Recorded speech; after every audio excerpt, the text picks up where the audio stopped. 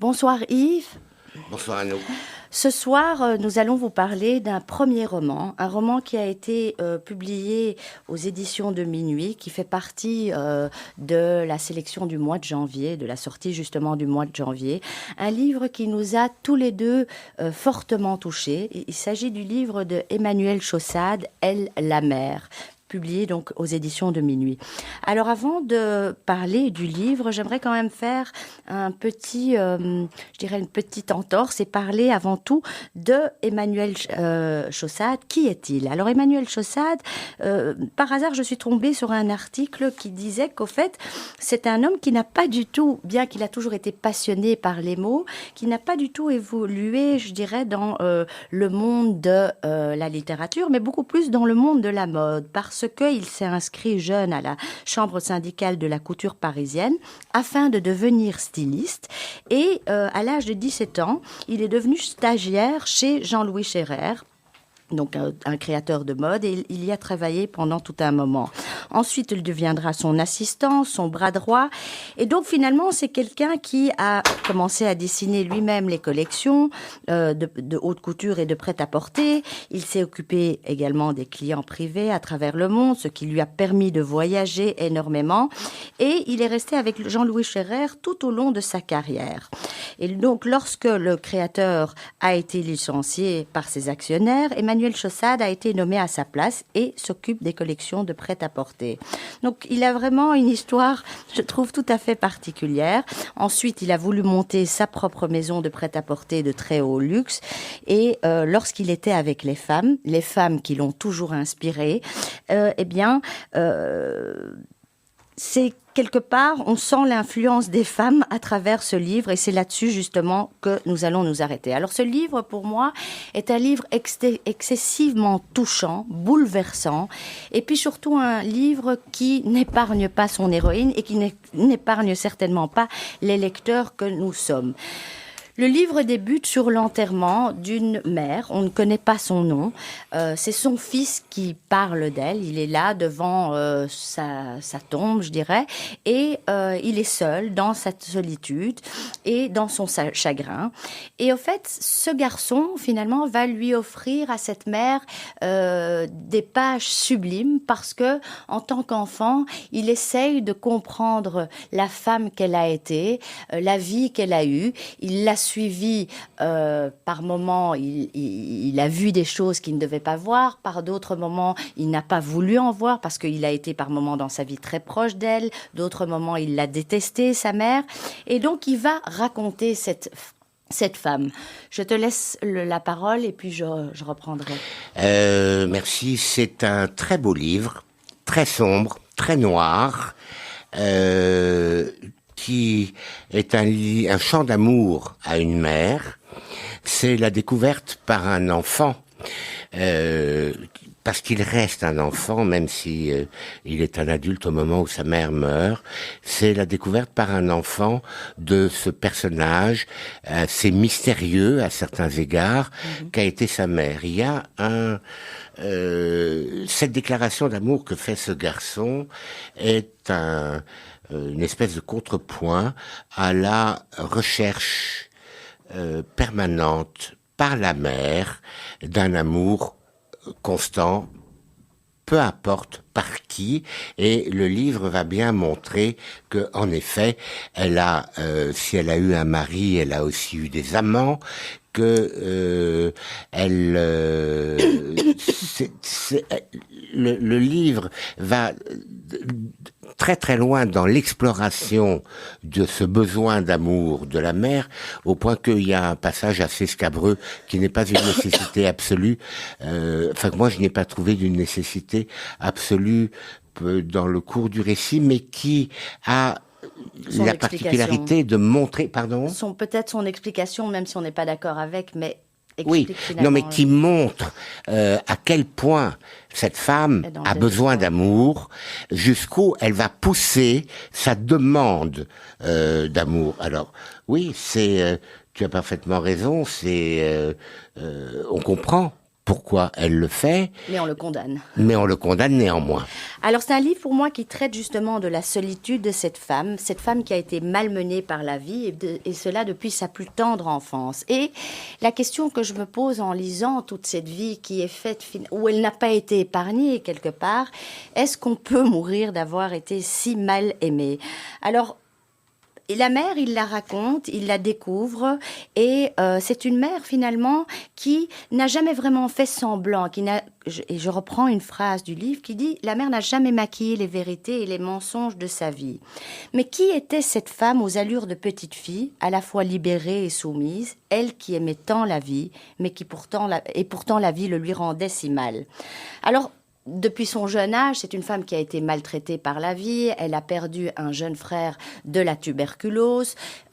Et 2 ans après, sa mère, contaminée par la même maladie, décède. Elle laisse 8 frères et sœurs qui très vite vont être séparés les uns des autres. Et elle va se retrouver, je pense, avec sa sœur au couvent où, bénéficiant, je dirais, des cadeaux et des cadeaux des nobles du village, qui aident le couvent, etc. Elle fait la rencontre de 3 nobles ou 3 bourgeois du village qui vont malheureusement abuser d'elle, enfant, en lui faisant des cadeaux, et les sœurs vont fermer les yeux. Donc très vite, cet enfant va être abusé, et puis en grandissant, elle va travailler dans un hôpital où non, on ne va pas lui donner le rôle de peut-être travailler avec des jeunes à l'hôpital, mais justement avec des vieillards croulants qui n'hésitent pas à lui mettre la main aux fesses de temps en temps, où elle est tout à fait livrée à elle-même, et c'est vraiment la misère qui est décrite.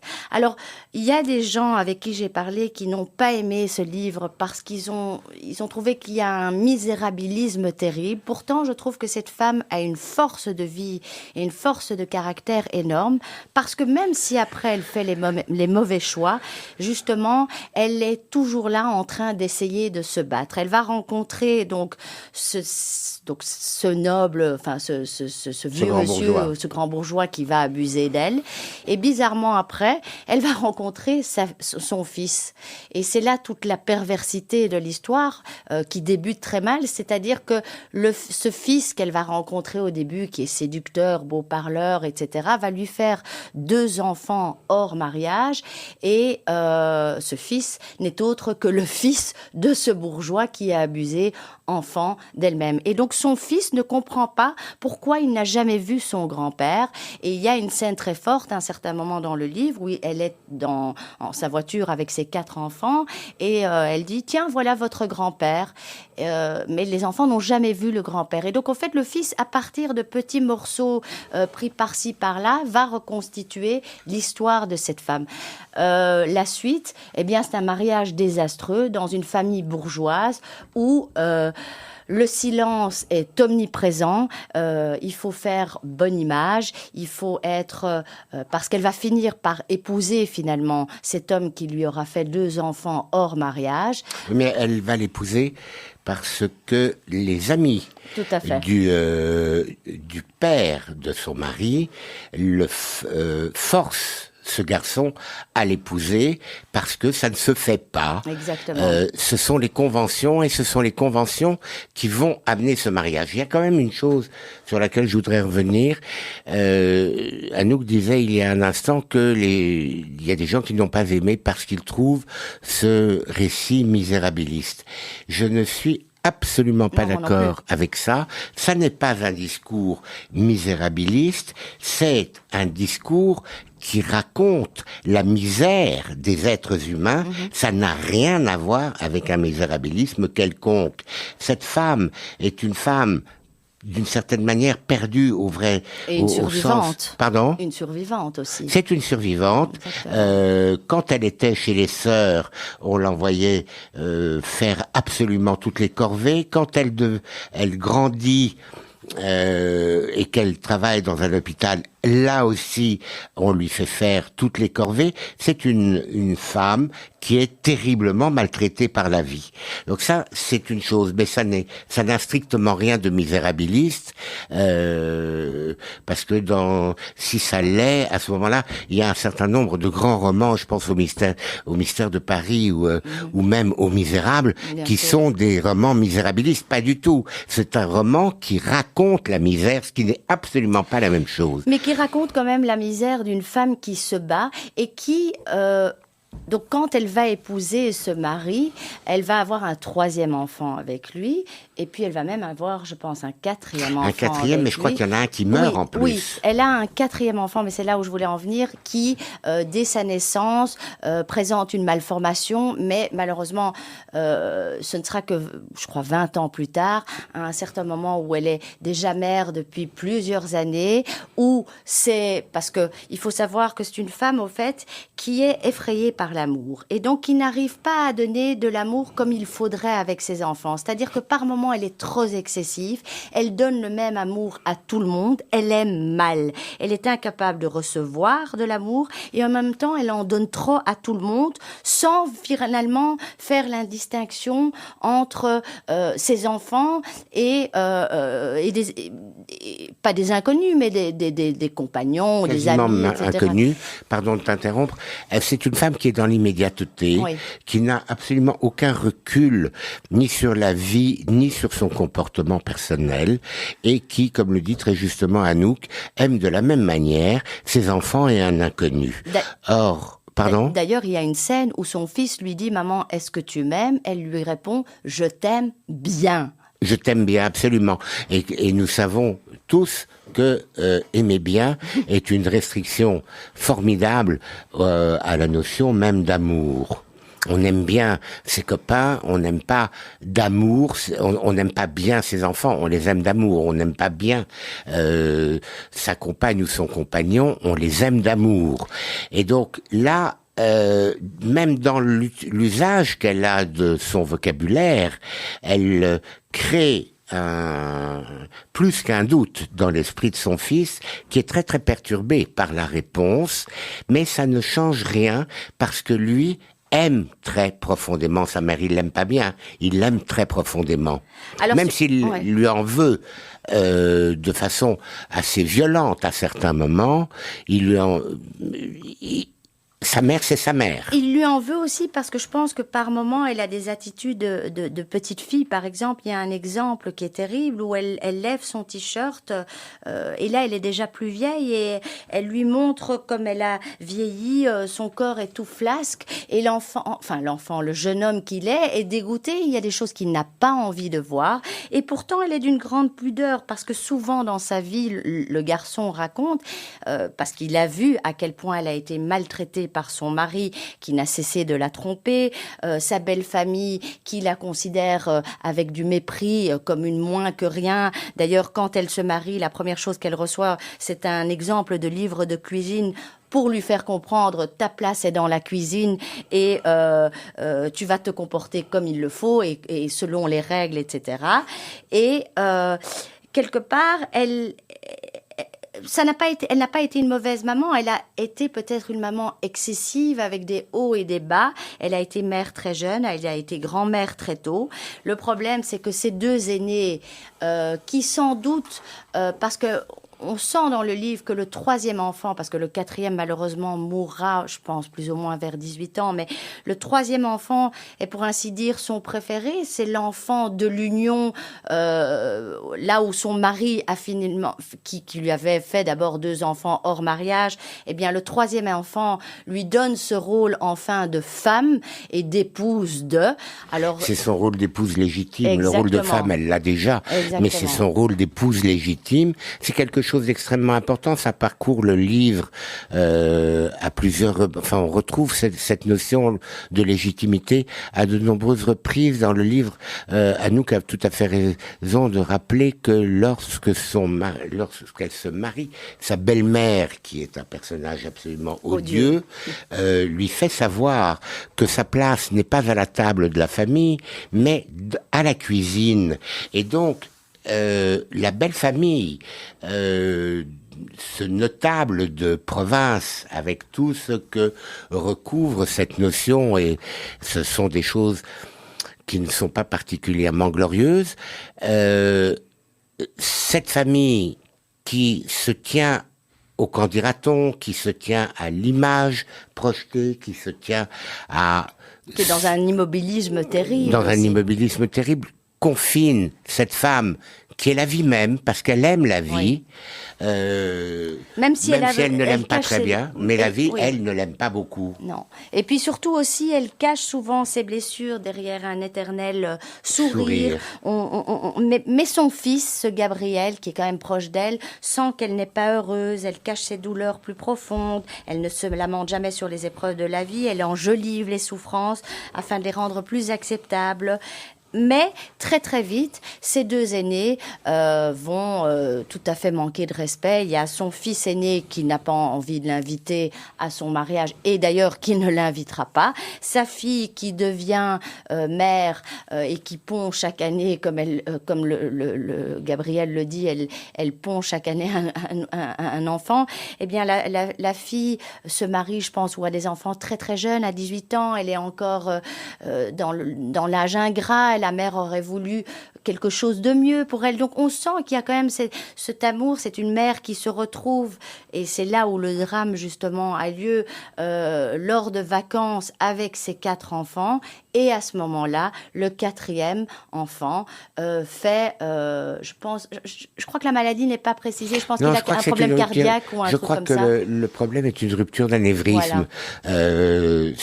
Dans mon souvenir, parce que j'ai lu ce livre il y a un petit temps maintenant, c'est une rupture d'anévrisme. Ça, nous savons tous que ce genre d'accident, en général, est fatal dans un très très court délai. Pardon? Moi, j'avais l'impression que c'était une maladie cardiaque, mais peut-être je me trompe. Mais quoi qu'il en soit, cet enfant disparaît, et donc reste l'auteur qui, lui, reste auprès de sa mère, qui aime profondément sa mère, je le redis, même si il lui en veut très amèrement pour un certain nombre de choses. Il lui dit d'ailleurs... Quitte cet homme. Pardon? Il lui dit quitte papa, quitte oui, cet homme qui te traite mal. Mais il est véritablement adulte. Il est le parent de sa propre mère, et il va essayer de l'aider du mieux qu'il peut. Malheureusement, il n'y arrivera pas. Alors c'est vraiment une famille, parce que elle est vraiment pas protégée, elle est attaquée dans tous les sens, parce qu'après, maintenant, elle fonctionne aussi dans ce silence, parce que quand l'enfant meurt, le 4e enfant meurt, elle ne veut pas en parler, elle pleure, son mari et elle pleurent une fois, et après, on n'en parle plus. Le deuil passe après, non, la douleur est toujours là, mais pendant un an, elle est en deuil, et puis la vie reprend sur elle-même, et quelque part, ils n'en parlent jamais, et c'est un silence qu'on retrouve souvent justement dans ce livre. On ne parle pas de certaines choses, il y a des secrets de famille dont on ne parle pas, qui sont très graves, dont un spécifiquement, mais sur lequel je ne vais pas m'attarder, dont elle-même est coupable. Et il y a une phrase qui résume bien finalement à quel point la famille peut être à la fois un refuge, mais il le dit d'ailleurs, l'écrivain, il dit: une famille, refuge de calme et de sécurité, et en même temps lieu de la plus extrême violence. Parce que c'est vraiment ça, ses enfants, ses 2 aînés sont odieux, son mari est odieux jusqu'au bout avec elle, et quand elle sort de son rôle de mère, et là je fais un petit retour en arrière, donc quand ses enfants commencent à avoir 18-20 ans, elle redevient femme, elle commence elle-même à tromper énormément son mari, mais il y a une forme presque elle se donne à n'importe quel homme, elle confond le désir avec l'amour, elle n'a qu'une envie, c'est de plaire, et on sent qu'elle doit remplir un vide, mais qui finalement ne la comblera jamais. Qu'elle ne comblera jamais. Qu'elle ne comblera jamais. C'est ce dont parle Anouk, c'est ce dont j'ai parlé au tout début, c'est-à-dire c'est cette quête effrénée d'amour. Oui. Et en effet, la confusion entre désir et amour est une confusion qu'elle répète en permanence. Oui. Si bien que elle ne peut aller là aussi que de désillusion en désillusion. Et cette femme qui s'est voulue libre et qui s'est battue pour conquérir une liberté, cette femme, en fait, n'a aucune liberté. Elle est l'esclave d'elle-même, d'une certaine manière. Elle est esclave d'elle-même, tout à fait, mais elle est également... Elle est aussi dans ce silence. Quand son fils, Gabriel, qu'elle aime tant, lui annonce son homosexualité, après avoir tant craint et hésité, il franchit enfin le pas pour grandir. Et donc, il le lui dit. Et très, très vite, c'est comme s'il ne lui a rien dit. Le secret est découvert. Il est aussi vite étouffé. Elle ne lui pose aucune question. C'est une sorte de silence méprisant, une révélation enterrée vivante.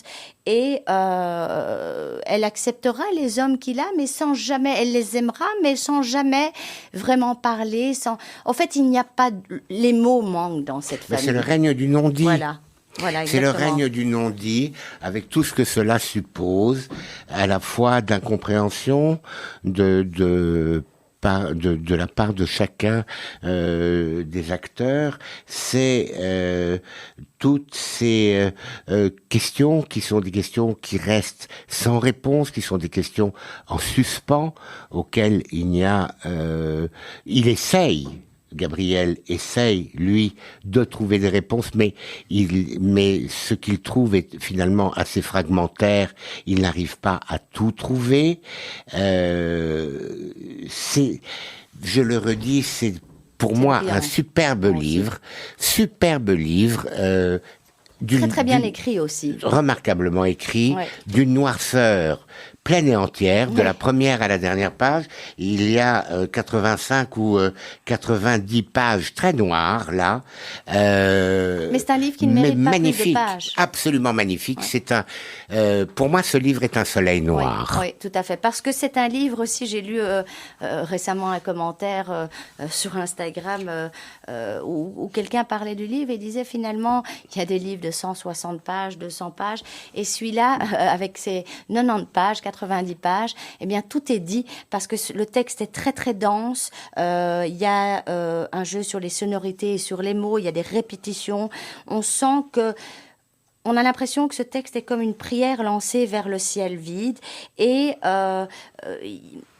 comment dire, c'est très très brutal. Ce sont des phrases qui sont des véritables coups de poing dans le visage du lecteur. Alors je voudrais quand même encore dire une chose, c'est que cette femme, finalement, à la fin de sa vie, quand elle meurt juste un peu avant son mari, qui lui aussi est touché par l'Alzheimer, et tous les deux se retrouvent finalement dans des EHPAD. Et ce qui est incroyable, c'est que quand on la retrouve morte, elle meurt, je crois, 1 an après son mari, eh bien, elle tient avec ses toutes petites mains qui sont toutes vieillies et recroquevillées, je sais pas, enfin pliées sur elle-même, elle tient entre ses doigts tout fins le portrait du seul homme qu'elle a aimé, c'est son mari finalement. Alors est-ce qu'elle meurt d'amour? Elle meurt surtout d'avoir été mal aimée.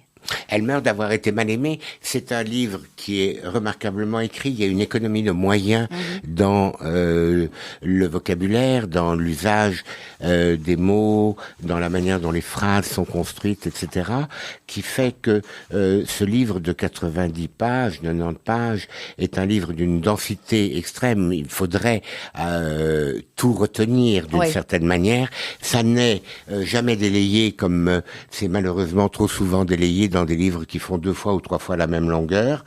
Là, non, c'est très dense, c'est extrêmement sobre, c'est d'une très grande pudeur, y compris à propos d'événements qui, eux, en manquent totalement. Tout à fait. Je le redis, j'ai pas d'autres mots, c'est pour moi un diamant noir. Oui, tout à fait. Eh bien, on vous le conseille. Ah oui, on vous le conseille très chaleureusement.